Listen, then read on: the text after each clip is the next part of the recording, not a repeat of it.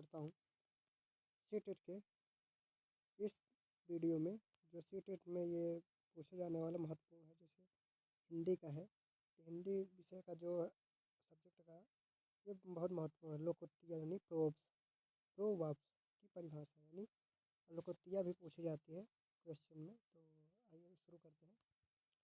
तो क्या कहा है, जैसे बोला है कि लोकोक्ति होती क्या है।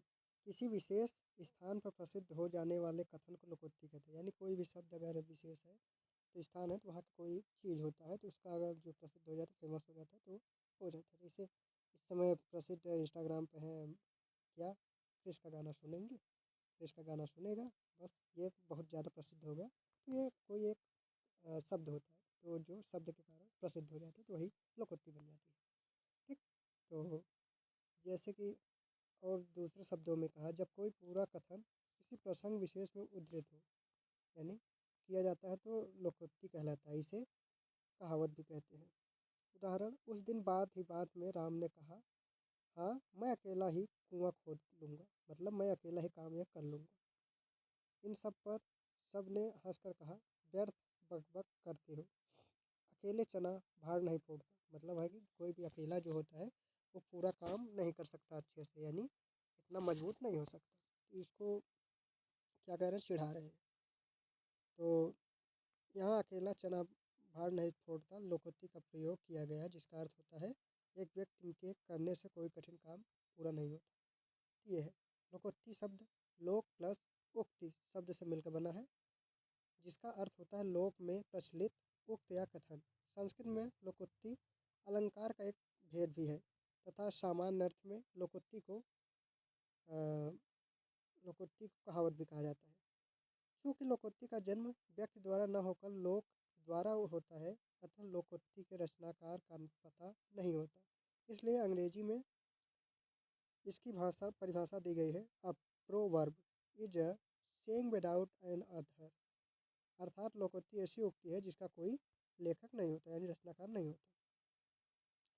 बृहद हिंदी कोश में लोकोक्ति परिभाषा इस प्रकार दी गई है। जैसे क्या होती है, तो जो बताया गया है परिभाषा के रूप में, विभिन्न प्रकार के अनुभवों, पौराणिक तथा ऐतिहासिक व्यक्तियों एवं कथाओं, प्राकृतिक नियमों और लोक विश्वास आदि पर आधारित चुटीली, सारगर्भित और संक्षिप्त लोक प्रचलित ऐसी उक्तियाँ या उक्तियों को लोकोक्ति कहते हैं, जिनका प्रयोग किसी बात की पुष्टि, विरोध, सीख तथा भविष्य कथन आदि के लिए किया जाता है। लोकोक्ति के लिए यद्यप सबसे अधिक मान्य पर्याय कहावत ही है, पर कुछ विद्वानों की राय है कि कहावत शब्द कथा वृत्ति शब्द से विकसित हुआ है, अर्थात कथा पर आधारित वृत्ति। अतः कहावत उन्हीं लोकोक्तियों को कहा जाना चाहिए जिनके मूल में कोई कथा रही हो। जैसे नाच न जाने आंगन टेढ़ा, यहाँ अंगूर खट्टे होना या अंगूर खट्टे होना कथाओं पर आधारित लोकोक्तियाँ हैं। फिर भी आज हिंदी में लोकोक्ति तथा कहावत शब्द परस्पर समानार्थी शब्दों के रूप में ही प्रचलित होती है। ठीक। लोकोक्ति किसी घटना पर आधारित होती है, इसके प्रयोग में कोई परिवर्तन नहीं होता। ये भाषा के सौंदर्य में वृद्धि करती है। लोकोक्ति के पीछे कोई कहानी या घटना होती है, उससे निकली बात बाद में लोगों की जुबान पर जब चल निकलती है तब लोकोक्ति हो जाती है। जैसे इस समय का क्रिश आपको समझ में आया होगा, तो यही क्रिश क्रिश का गाना सुनेगा, क्रिश का गाना सुनेगा, तो ये एक लोकोक्ति के रूप में प्रचलित हो चुकी है। सब लोग इसका उपयोग कर रहे हैं। लोकोक्ति प्रमुख अभिलक्षण है, यानी जो लोकोक्ति होती है उसके प्रमुख कुछ अभिलक्षण होते हैं, जो लक्षण आपको जानने चाहिए। लोकोक्ति ऐसे कथन या वाक्य है जिसके स्वरूप में समय के अंतराल के बाद भी परिवर्तन नहीं होता, और न ही लोकोक्ति व्याकरण के नियमों से प्रभावित होती है, अर्थात लिंग, वचन, काल आदि का प्रभाव लोकोक्ति पर नहीं पड़ता। इसके विपरीत मुहावरे की संरचना में परिवर्तन देखे जा सकते हैं। उदाहरण के लिए, अपना सा मुँह लेकर रह जाना, यानी अपनी बात को ही देखते रह जाना, बात कहने पर बेइज्जती का महसूस कर लेना। मुहावरे की संरचना लिंग, वचन आदि व्याकरणिक कोटि से प्रभावित होती है। जैसे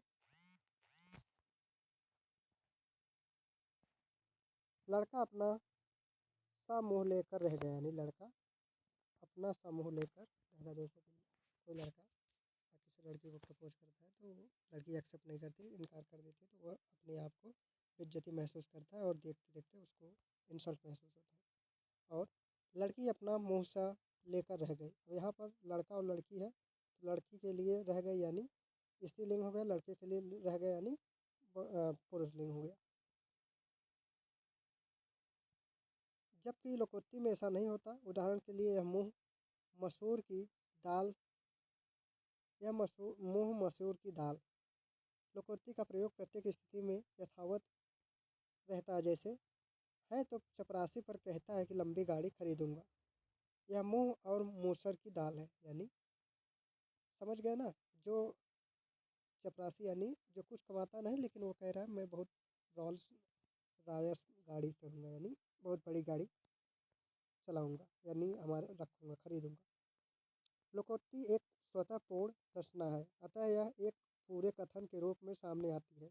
भले ही लोकोक्ति वाक्य संरचना के सभी नियमों को पूरा न करे, पर अपने वह एक पूर्ण उक्ति होती है। जैसे जाको राखे साइया मार सकी न कोई, यानी जाके राखे साइया मार सके न कोई, मतलब है जो भगवान जिसको राखते हैं, जिसको ईश्वर की कृपा होती है, उसको कोई नहीं मार सकता, उसको कोई हानि नहीं पहुंचा सकती, कोई भी व्यक्ति चाहे जो कर ले। इसलिए ईश्वर के ऊपर भरोसा रखना चाहिए, जो होगा सब जो होता है अच्छे के लिए होता है। आज गलत लग रहा है लेकिन कल बहुत अच्छा होगा। कोई भी स्थान होता है, आप जब छोड़ते हैं तो उससे और बेटर मिलता है, बस समझने की देर होती है। तो लगे रहिए। आप एक बार असफल होंगे तो किसी दूसरे के लिए आप कहीं और जाएंगे, तो यही लगे रहिए। लोकोक्ति एक संक्षिप्त रचना है। लोकोक्ति अपने अपने में पूर्ण होने के साथ साथ संक्षिप्त भी होती है। आप लोकोक्ति में से एक शब्द भी इधर उधर नहीं कर सकते, इसलिए लोकोक्ति को विद्वानों ने गागर में सागर भरने वाली बात कही है। ये गागर में सागर भरने वाली बात, यह उक्ति कहा है। लोकोक्ति सारगर्भित एवं साभिप्राय होती है। इन्हीं गुणों के कारण लोकोक्ति लोक प्रचलित होती है। लोकोक्तियाँ जीवन अनुभव पर आधारित होती हैं तथा ये जीवन अनुभव देश काल की सीमाओं से मुक्त होती है।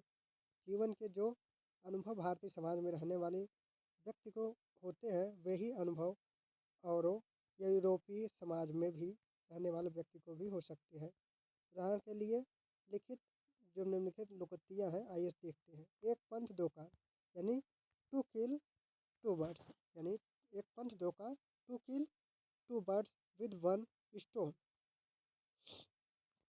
अब इंग्लिश में क्या बोला है, दो मारे गए पक्षी दो एक ही पत्थर है, तो यही होगा एक पंथ दो कार।